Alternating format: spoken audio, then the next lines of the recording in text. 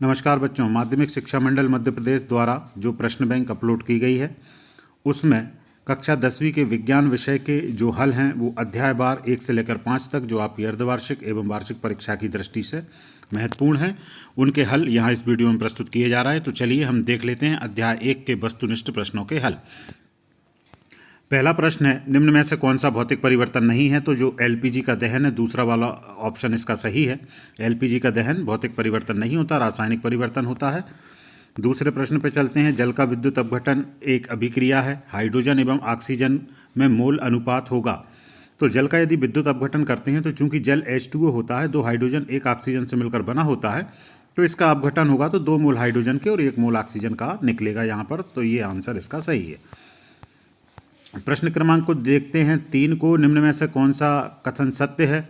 देर समय तक silver chloride को सूर्य के प्रकाश में रखने पर वह काला पड़ जाता है, क्योंकि? तो भाई सूर्य के प्रकाश में यदि सिल्वर क्लोराइड को रखते हैं तो उससे क्लोरीन गैस वहाँ से रिलीज होती है, उसकी वजह से कालापन उसमें आ जाता है। तो इसका तीसरा ऑप्शन सही है। प्रश्न क्रमांक 4 में चलते हैं।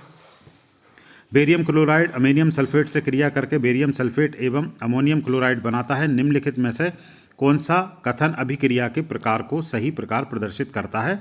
तो बच्चों यह विस्थापन अभिक्रिया है। बेरियम क्लोराइड अमोनियम सल्फेट, तो जो सल्फेट मूलक है वो बेरियम के साथ आ जाएगा तो बेरियम सल्फेट बन जाएगा, और क्लोराइड मूलक अमोनियम सल्फेट के साथ जाएगा तो अमोनियम सल्फेट बन जाएगा, अमोनियम क्लोराइड बन जाएगा। तो एक दूसरे से एक्सचेंज हो गए, तो ये विस्थापन अभिक्रिया कहलाती है, और ये विस्थापन भी द्विविस्थापन प्रकार का होता है।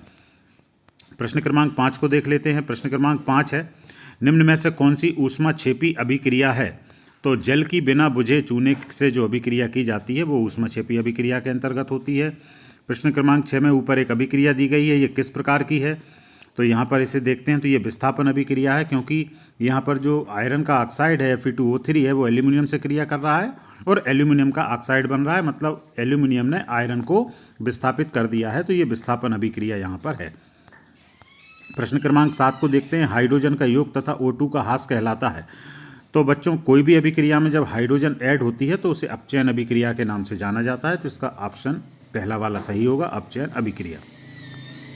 प्रश्न क्रमांक 8 को देख लेते हैं। जिन अभिक्रियाओं में ऊष्मा का अवशोषण होता है उन्हें कहते हैं?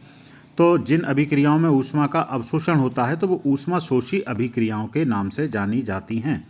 प्रश्न क्रमांक 9 है, निम्न में से कौन सा एक रासायनिक परिवर्तन की विशेषता नहीं है? तो आकार में परिवर्तन होना रासायनिक परिवर्तन की विशेषता नहीं होती। प्रश्न क्रमांक 10 को देखते हैं। खाद्य पदार्थ का कार्बन डाइऑक्साइड और पानी में टूटना एक प्रकार की ऊर्जा परिवर्तन के बिना अभिक्रिया है। जब कोई खाद्य पदार्थ टूटता है कार्बन डाइऑक्साइड और पानी में तो वहाँ पर कोई एनर्जी चेंज नहीं होता। प्रश्न क्रमांक 11, निम्न में से कौन सी प्रक्रिया रासायनिक अभिक्रिया है? तो इसका आंसर हम देखते हैं। तो तांबे के तार को हवा में उपस्थिति, यदि तांबे को तार को खुला रखते हैं तो तांबा हवा के साथ क्रिया करेगा और एक रासायनिक वहाँ पर यौगिक जो कॉपर का ऑक्साइड है वो बनेगा। प्रश्न क्रमांक 12 को देख लेते हैं। निम्नलिखित में से कौन सी एक रासायनिक अभिक्रिया नहीं है? तो ये जो सभी दी हुई हैं ये रासायनिक अभिक्रियाएँ हैं। इनमें से जो तीसरे नंबर पर है बर्फ़ का पिघलना, ये रासायनिक अभिक्रिया नहीं है, यह एक भौतिक अभिक्रिया होती है। प्रश्न क्रमांक 13 को देख लेते हैं। कौन सी धातु ठंडे जल के साथ तेजी से अभिक्रिया करती है? तो हमें पता है समूह 1 में जो पोटेशियम है वो अधिक क्रियाशील धातुओं में आता है, तो यही तेजी के साथ अभिक्रिया करेगा। प्रश्न क्रमांक 14, सोने और प्लेटिनम को गलाने वाले अम्ल का नाम क्या है? तो 1 नंबर पर जो एक्वारेजिया लिखा है, जिसे अम्लराज के नाम से भी जाना जाता है, वो सोने और प्लेटिनम को भी घोलने का सामर्थ्य अपने अंदर रखता है। प्रश्न क्रमांक 15, रासायनिक अभिक्रिया में भाग लेने वाले पदार्थ कहलाते हैं? तो इन पदार्थों को अभिकारक कहते हैं। प्रश्न नंबर 16 पे चलते हैं। लंबे समय तक सेवन न करने पर सूखे मेवे सड़ जाते हैं। तो यहाँ पर इनके अंदर विकृत गंधिता जो प्रोसेस है वो हो जाती है, इसलिए ये खराब हो जाते हैं। प्रश्न क्रमांक 17 को देखते हैं। निम्नलिखित में से कौन सा एक संतुलित रासायनिक अभिक्रिया में उल्लेख नहीं है? तो ताप और दाब का संतुलित अभिक्रिया में उल्लेख नहीं होता है। तो दोस्तों इसके 2 आंसर हो सकते हैं। कई बार ताप और दाब अभिक्रिया को संतुलित करने में कोई विशेष ज़रूरत नहीं पड़ती है, और साथ में अभिकारक की जो अवस्था है वो भी नहीं लिखी जाती है। तो इसका ऑप्शन 2 और 1 में से सही होगा। ज़्यादातर 1 को हम प्रेफर यहाँ पर करते हैं।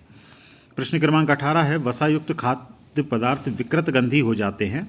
तो विकृत गंधी मतलब उनकी जो स्मेल है वो चेंज हो जाती है, तो स्मेल चेंज होने का कारण है ऑक्सीकरण, जिसे उपचयन के नाम से भी जाना जाता है।